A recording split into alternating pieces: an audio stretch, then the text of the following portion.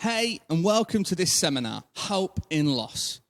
What a challenging 2 years it's been for everyone, but especially for young people. And one issue that faces young people probably more than ever during the pandemic, but existed there and a long time before that, is bereavement. So today we want to be talking about how we can help young people find hope in loss.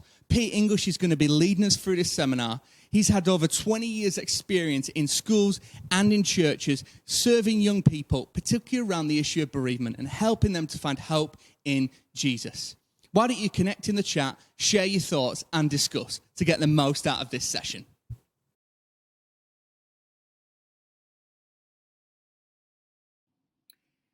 Hi guys, this is Pete English from ListeningPeople, which is part of ataloss.org, welcoming you to Children, Young People and Loss. I'm sending you this from my conservatory, and Storm Eunice is blowing around outside.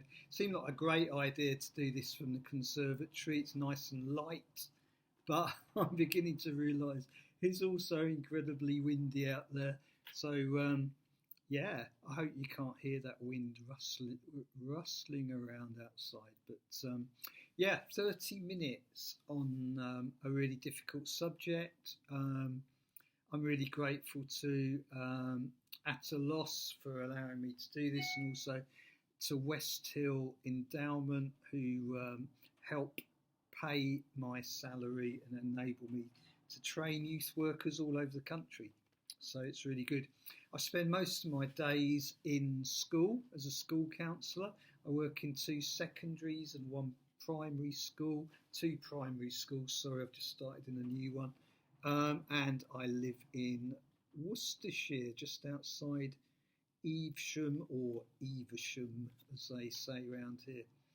So here we go. Young people and loss. Let's begin. Okay, so looking after yourself even in a short time, because this is a difficult subject. So it's a tough topic. We're not meeting face to face, and I don't know what sort of things you've been through, especially in the past couple of years when we've all been struggling with so many different things. And that really is the first thing I want to say. COVID-19 has been a time of loss, especially early on when we were all told to stay indoors. We were very suddenly disconnected from our youth groups, from our church communities, from the people that we're used to seeing, our routines. We lost our routine. For some of us, we lost employment and the money that goes with that employment. We lost our freedom. For many people who maybe looked to their jobs for security, they were beginning to wonder what is going on here. Who am I? And in many ways, it was a good time to be talking to people about God, but many people were also suffering huge losses, and some of those losses they weren't able to properly grieve. During that time, I was working with a year 11 who just not done her GCSEs, and she said this really good thing, which I asked her if it was okay to use it in my training, and she said, it's like we started writing this book in year 7, and we kind of knew what the ending was, what it's going to be, but now the pages have been ripped out. And I thought, whoa, that's really profound. Our young people, they knew where they were going, and then suddenly it's like, whoa, I just assumed I'd be doing this, and now I'm not. All losses. So the background to talking about young people and loss, I guess, and how we support young people who are going through bereavements, is to say really that we are all going through, whether we've known somebody who's died or not, we are all going through loss because of what's been going on. So this slide says, what did we know about bereavement and how it affects children and young people?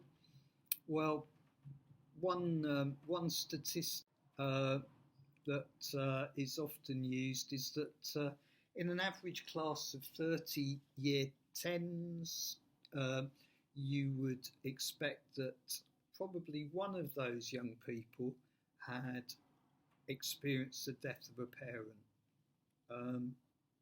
They might not have told any of the other kids, but that's roughly what you might expect in an average class. Trying to work out how COVID has changed those statistics is really difficult, and I'm not a person who likes statistics very much, so I haven't been able to do it. But I did come across something that somebody had written for one of my counselling magazines in December 2020, and he went back to look at how children and young people had been affected by 9/11. And it was interesting because he found that 41% of the children that he surveyed had seen a parent crying, maybe for the first time. 47% were worried about their own safety, and 17% of children knew someone who had been bereaved. So it'd be interesting to sort of find out what the stats were for COVID and what we've recently been through. But for children to perhaps, through the last few years, seeing parents crying, beginning to worry about their own safety, actually beginning to worry about death and dying. That is something if we were meeting live, I'd be asking you, have you noticed children talking a lot more about death and dying? Have you noticed your young people being worried about death and dying? And many more children now know someone who has been bereaved or have been bereaved themselves. Just a reminder that these statistics are pre-COVID, but it's interesting. We might assume what a close relationship is when we're working with a young person. What assumptions might we make? You think about young people and their use of social media. I once worked with a young person who was devastated with one of their YouTube stars. Somebody that they followed on YouTube died, and that was a significant relationship in their eyes. I immediately think parents, grandparents, but who else might be classed as a significant relationship? Let's have a think about that.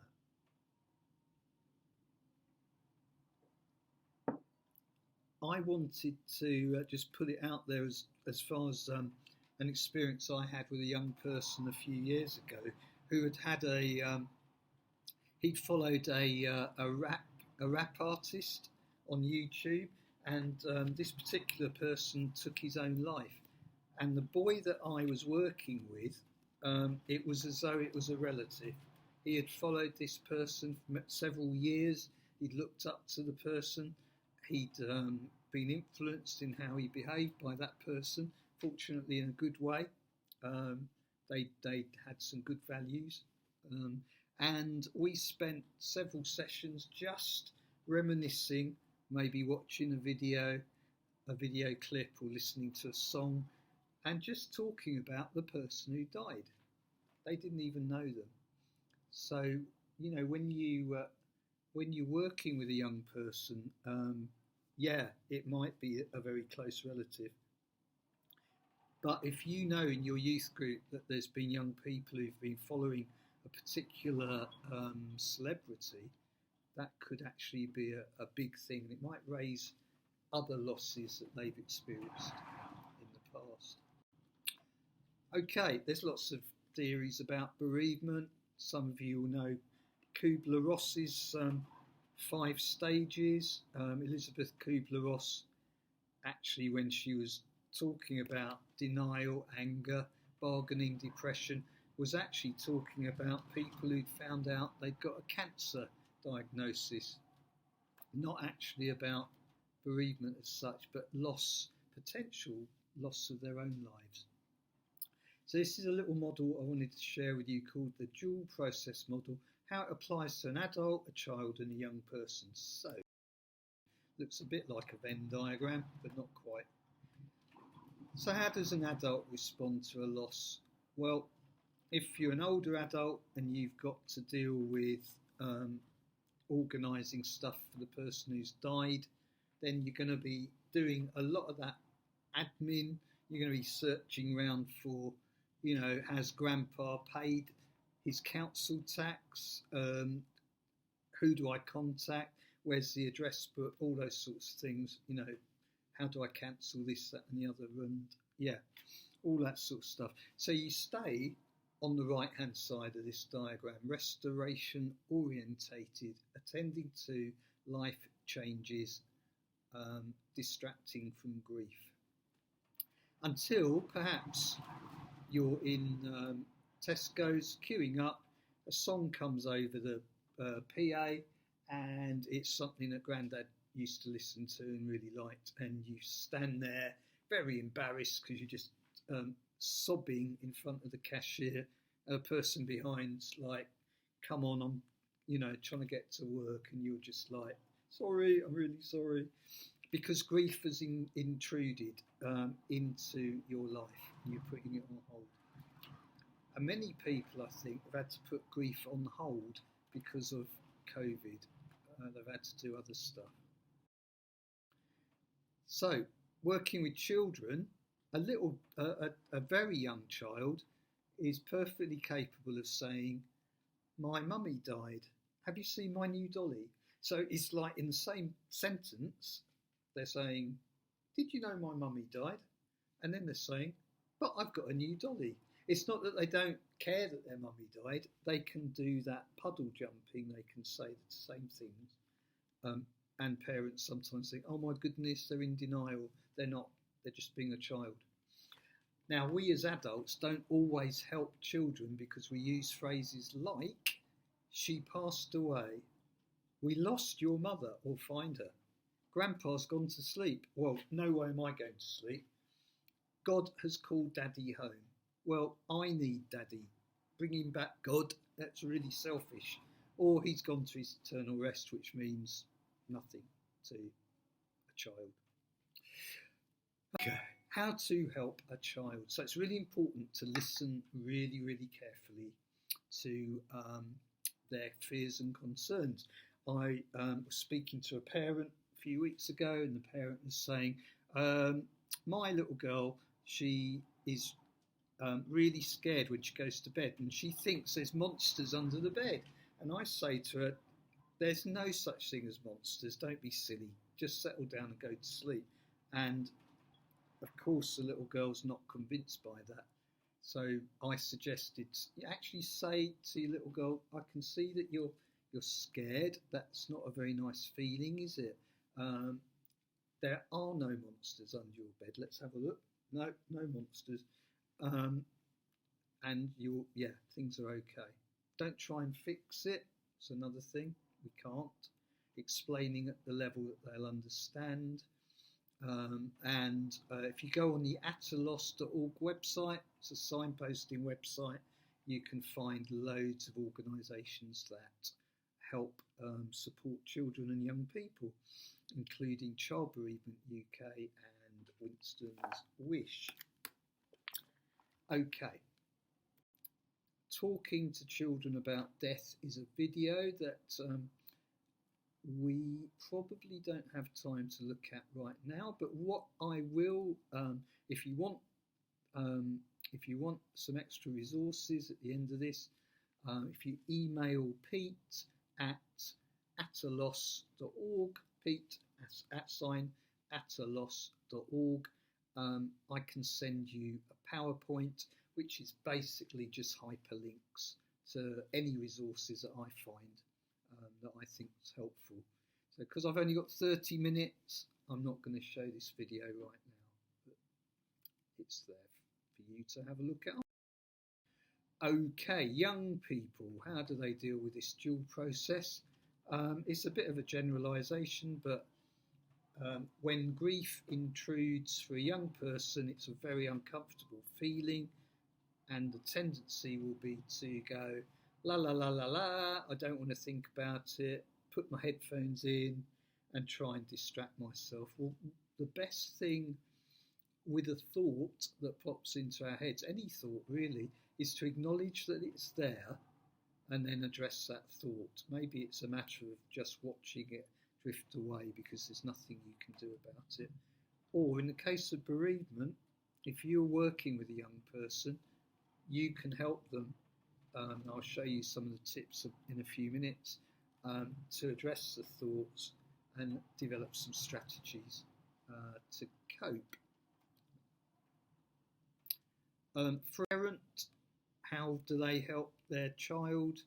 I think one thing they can do perhaps is if they've got a whiteboard in the kitchen, particularly I think with boys, asking a 12, 13-year-old boy, how are you feeling today?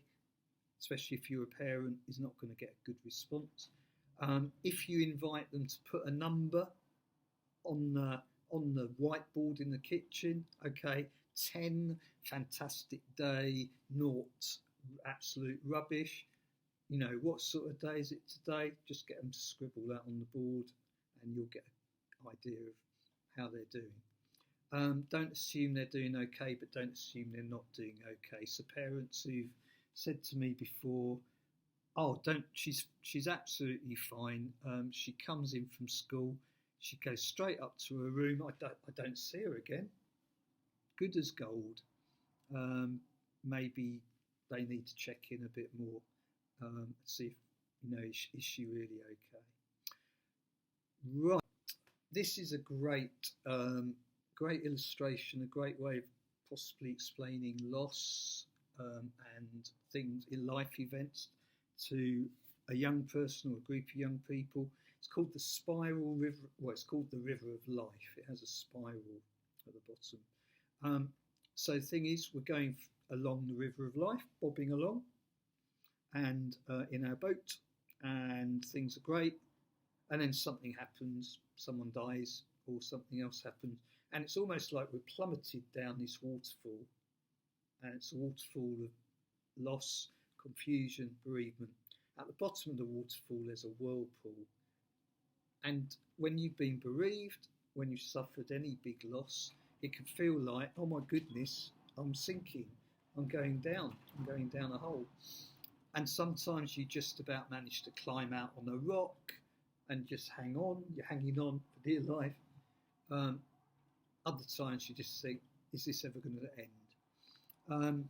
But it does, and we come out of this and we continue, sometimes on a different path, a different tributary of the river, and sometimes we need to rebuild our boat because it's not appropriate for the rest of the journey. Sometimes we need other people in the boat who are there with us. Maybe we need somebody to row with us.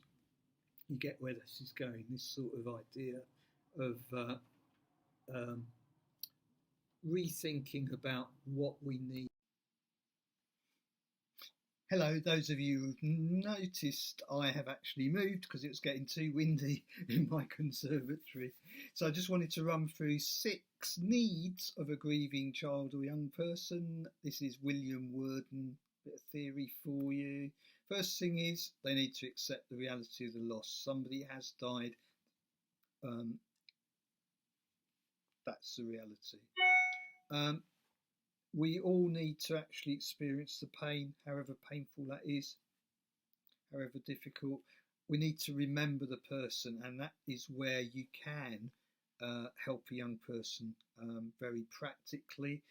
Winston's Wish, an organisation that has loads of resources on their website, memory jars, memory boxes, different activities you can do with a young person.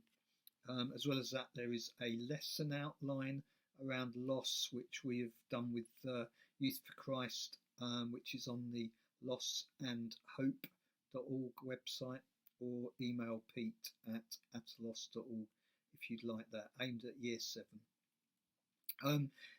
Young people need to develop a new self-identity. For what I mean by that is a child who's lost their mother or father may be tempted to step into that role. A child who's lost a sibling may think, am I the oldest, am I the middle child, where do I fit in, the dynamics of that.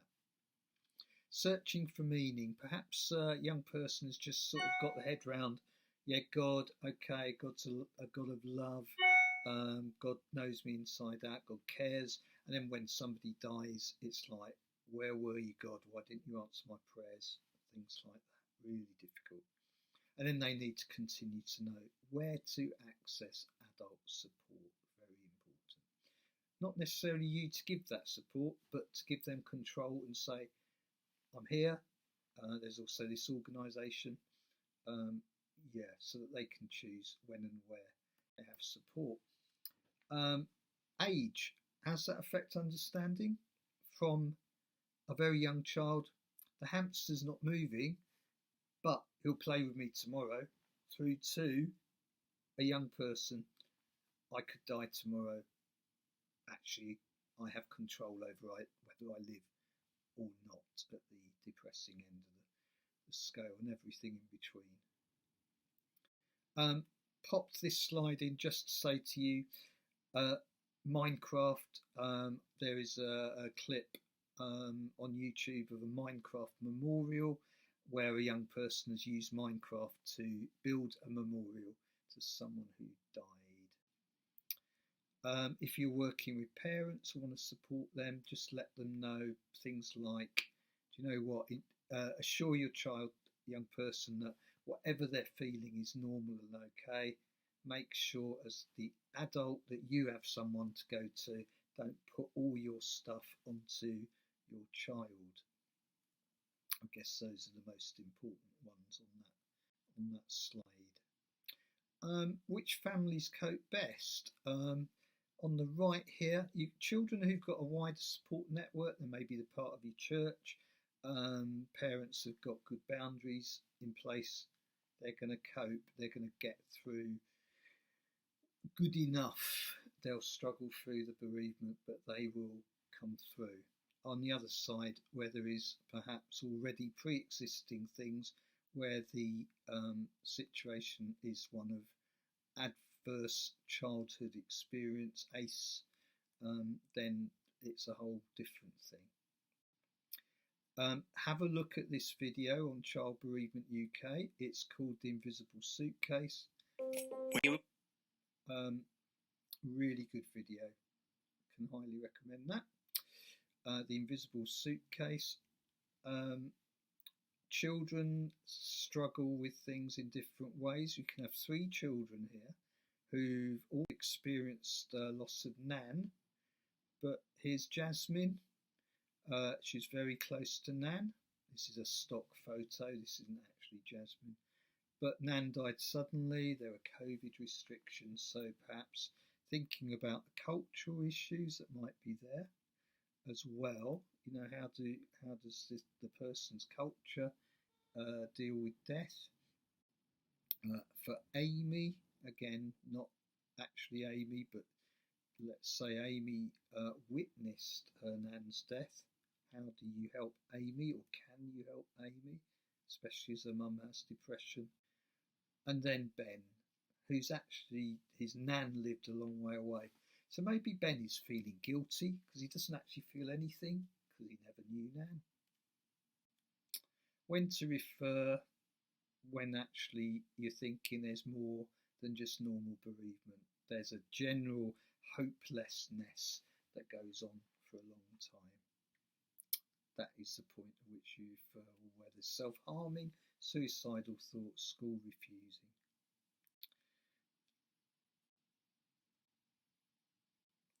So, coming to an end now, thinking about this stuff impacts you. If you're listening to young people talking about loss, you want to help, you want to fix it, you're a youth worker, you want to get alongside them, but you can't fix this.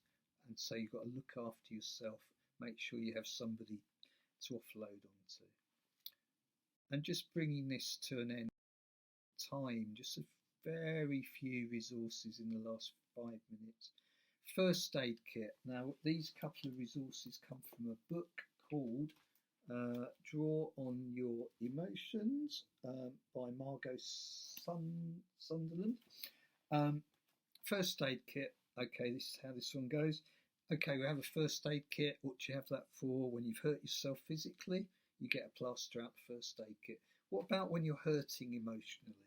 What would you have in your emotional first aid kit? Okay, you might have watch my favourite YouTube clip, might have phone a friend, talk to my auntie, whatever they decide. One is thoughts in my head. You don't need a worksheet to do this one. Thoughts in my head. What's going on in your head at the moment? So I say, do you know what? When I've got a lot going around my head, I find it really helpful to just put it down on paper. Why don't we just look? I'm going to draw some thought bubbles. You can put a word down. You can write a whole paragraph if you want. Just get out of your head what is going on in your head. These little cards are great. You can just tick them. There's to my teacher, to my friend, to my parent, to myself. They come from Childhood Bereavement Network. They're called I Can, You Can cards. This is just get a piece of paper, crayons or scribbling, implement anything, and just try and draw a spiral, a messy, whatever, put around that all the feelings that you're having about the person who died, and then you can look at that with them. The Tough Stuff Bereavement Journal is on the atalos.org website, atalos.org/shop. I wrote this a few years ago, before COVID, didn't know COVID was happening. It's just a journal, very free form, lots of pictures, lots of things to, activities to do, all sorts of stuff in there. Yeah, just show you one page. Here you go. Whirlpool of Sadness. Where are you? On there. Are you in the whirlpool? Are you on the desert island? Do you feel like the sharks are going to get you? Where are you in relation to that? A couple of Christian-based resources. One called Picking Up the Pieces by LifeWords, lifewords-global.com, and I think this is for older audience. Living with Loss, again from LifeWords. Church Army have a great free download around bereavement, and Julie Stokes, a lady who founded a big bereavement charity, wrote a book called You Will Be Okay, which I'm reading at the moment. You Will Be Okay, and I think it looks really good. Loads of things in there. So that is probably all I've got time for today. Most months, Listening People at Loss run a webinar. It's on Eventbrite, so if you look on Eventbrite under Listening People at a Loss, you'll see the dates. Also on the lossandhope.org website, the dates of the webinars. They're most months.